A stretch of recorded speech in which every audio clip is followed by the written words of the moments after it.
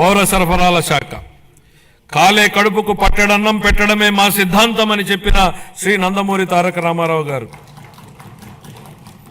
దాన్ని నిజం చేసే దిశగా 94లో సంవత్సరంలో ₹2కి కిలో బియ్యం పథకం ప్రవేశపెట్టారు.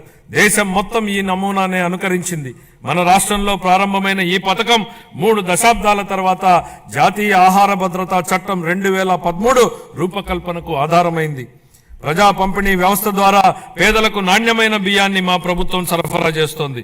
వచ్చే విద్యా సంవత్సరం నుండి మధ్యాహ్న భోజనం కింద ప్రభుత్వ పాఠశాలలకు మరియు సాంఘిక సంక్షేమ వసతి గృహాలకు ప్రత్యేకంగా ప్యాక్ చేయబడిన నాణ్యమైన బియ్యం సరఫరా చేయబడుతుందని గౌరవ సభకు తెలియజేస్తున్నాను. గత ప్రభుత్వం నిర్లక్ష్యం చేసిన ధాన్య సేకరణ ప్రక్రియను మా ప్రభుత్వం మెరుగుపరిచింది. వ్యవసాయ రాబడిలో వరి కొనుగోళ్లకు ఇచ్చే మద్దతు ధర ముఖ్యమైనది అని మనందరికీ తెలుసు.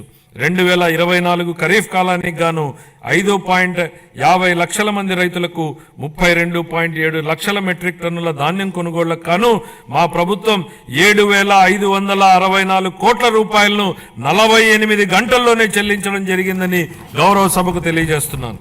వాస్తవానికి 90% మంది రైతులకు 24 గంటల్లోనే చెల్లింపులు జరిగాయి.